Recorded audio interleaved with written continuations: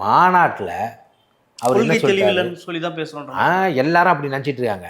இதன் மூலமாக நான் நாம் தமிழர் தம்பிகளுக்கும், இப்போது ராம் தமிழர் அந்த தம்பிகளுக்கும், விஜய் ரசிகர்களுக்கும், இல்லை பொதுவாக அரசியல் இருப்பவர்களுக்கும் ஒன்று தெளிவுபடுத்த வேண்டியது என்னென்றால், விஜய் திராவிடத்தையும் தமிழ் தேசியத்தையும் இந்த மண்ணின் இரு கண்கள் என்பதால் சீமான் எதிர்க்கவே இல்லை. அதை தயவு செய்து எல்லாரும் புரிஞ்சுங்க.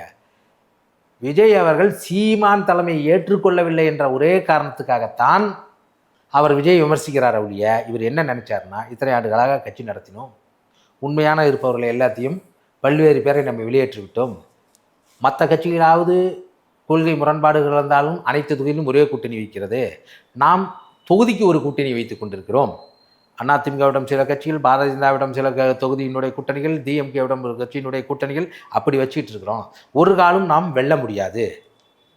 அது விஜய் அவர்கள் வருகிறார், அவர் முதுவில் நாம் தான் சீனியர் அப்படின்னு சொல்லி அவர் முதுகில் ஏறி நம்ம முதலமைச்சர் அவங்கள கனவை விஜய் அவர்கள் தவிடுபடி ஆக்கிவிட்டார்.